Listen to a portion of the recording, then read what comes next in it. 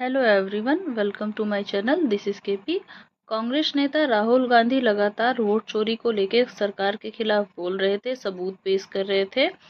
इसी को आगे जारी रखते हुए 7 अगस्त 2025 को विपक्ष नेता ने एक प्रेस कॉन्फ्रेंस रखी, जिसमें उन्होंने पूरे देश के सामने एक पीडीएफ प्रेजेंट किया और सभी सोशल मीडिया इन्फ्लुएंसर्स ने उस पीडीएफ को अप्रिसिएट किया। उस समय देश में काफ़ी चर्चा हुई कि ये सारे सबूत चुनाव आयोग को राहुल गांधी जी को सौंप देने चाहिए। चुनाव आयोग ने भी उसमें हामी भरी कि राहुल गांधी वो सारे एविडेंस उनको दें, लेकिन एक सिग्नेचर के साथ। सारी चीजें सही थी। राहुल गांधी को वोटर अधिकार यात्रा में भी भारत के लोगों का खूब सपोर्ट मिला। सोशल मीडिया पर उनको काफ़ी अप्रिसिएट किया जा रहा था कि उन्होंने सही मुद्दा उठाया है। लेकिन अगर आप ट्विटर यूज़ करते होंगे तो ट्विटर पे एक हैंडल है खुरपेज। खुरपेज हमेशा से निष्पक्ष होकर सरकार के खिलाफ, विपक्ष के खिलाफ, नेताओं के खिलाफ वो बोलता आया है। उस पेज पर आप देखेंगे तो लिटरली जेन्युइनली सही चीज़ें बताई जाती हैं, सही चीज़ों को क्रिटिसाइज किया जाता है। लेकिन अचानक से लेफ्ट विंग जो खुरपेज को प्रमोट करता था, सपोर्ट करता था, वो अचानक से खुरपेज को ही संघी मान रहा है। खुरपेज को बीजेपी की आईटी सेल मान रहा है, क्योंकि खुरपेज ने राहुल गांधी ने जो पीडीएफ पेश किया था उसमें बताया है कि ये जो पीडीएफ है ये फॉरेन कंट्री में बना है।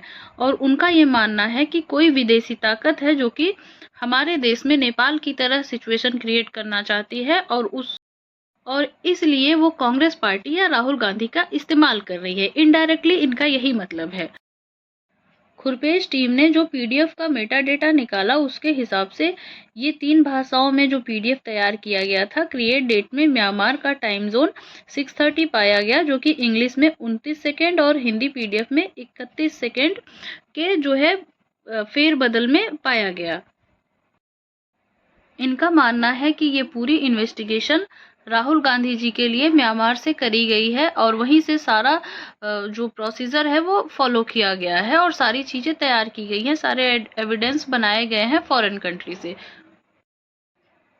खुरपेज की इस इन्वेस्टिगेशन के बाद इस पेज को खूब ट्रॉल किया जा रहा है और सभी लेफ्ट विंग्स जो हैं वो खुरपेज को संघी बता रहे हैं, बीजेपी की आईटी सेल बता रहे हैं कि ये अब राहुल गांधी के मुद्दे से भटकाना चाहते हैं, देश को वोट चोरी से भटकाना चाहते हैं, इसलिए ये ऐसे इन्वेस्टिगेशन करके लोगों को गुमराह कर रहे हैं। कुछ लोग कह रहे हैं कि मोदी जी भी कुछ ऐसी चीज़ें बनाते हैं, जैसे बीजेपी छत्तीसगढ़ चुनाव के 2023 के मैनिफेस्टो को वो प्रेजेंट कर रहे हैं, जिसमें Meta data time zone match नहीं हो रहा है।